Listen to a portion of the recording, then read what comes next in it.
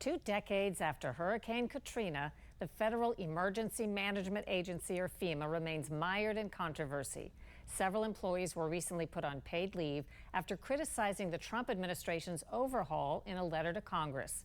A FEMA spokesman said it's, quote, not surprising that some of the same bureaucrats who presided over decades of inefficiency are now objecting to reform. Scott Thuman reports on the state of FEMA so far, 20 years after the disastrous Katrina response. When deadly flooding hit the Texas Hill Country on the 4th of July, rescue workers found devastation and at least 135 dead.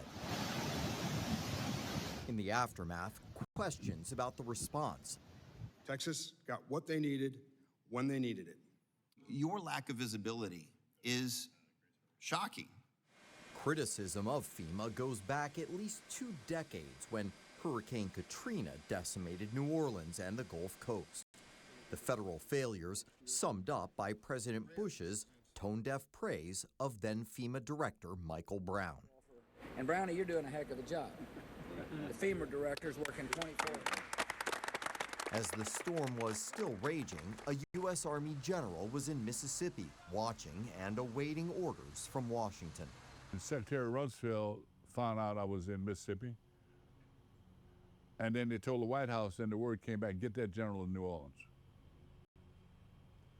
So I got the mission that evening around 7:30, 8 o'clock, that I would command the Joint Task Force, Katrina.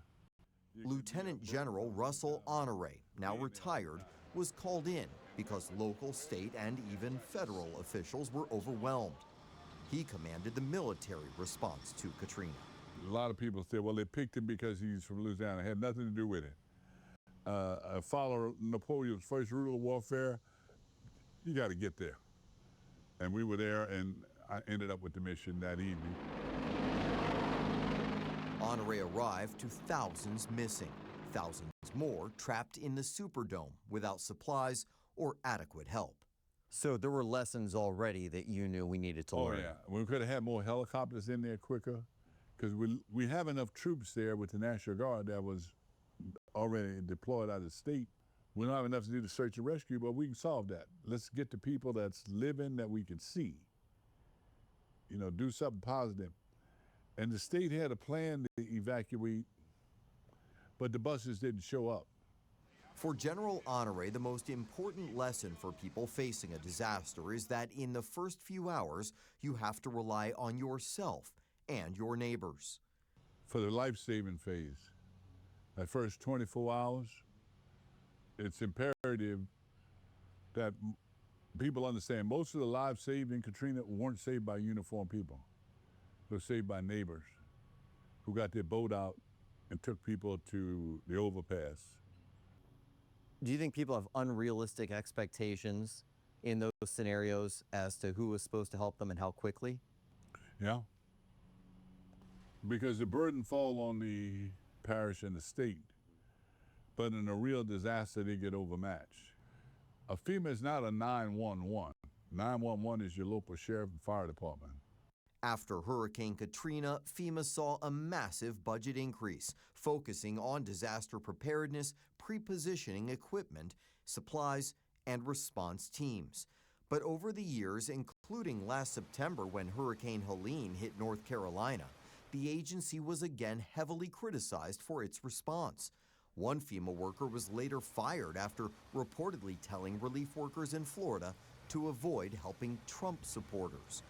General Honore is blunt when asked about President Biden's response to Hurricane Helene. I would tell the entire military, get your helicopters ready.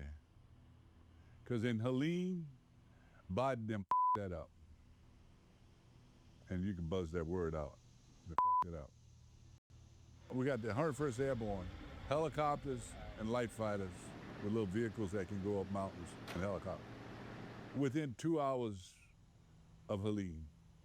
Inside the state, we got the 82nd Airborne Division, never got a call. Since he took office, President Trump has shrunk the size of FEMA and indicated he wants to see states taking the lead role after disasters. Honore doesn't like it.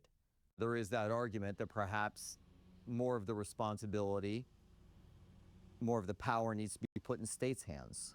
There's a reason we don't let every governor have his own Coast Guard.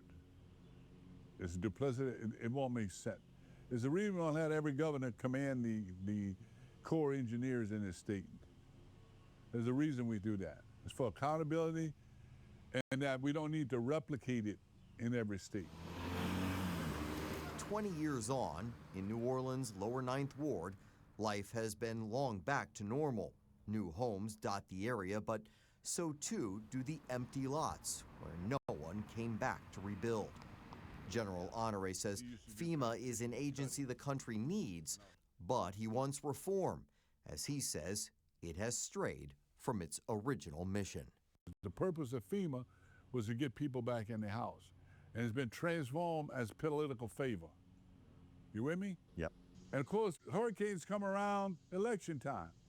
So all kind of favors be going out. Nobody get told no on any reconstruction during election year. Ain't gonna happen. That money gonna flow. FEMA should be fixed, not destroyed. Fascinating. You know, 20 years ago, I was covering Katrina for CBS News, did some investigative reporting there. What a mess. Is FEMA objectively better today, would you say, than it was?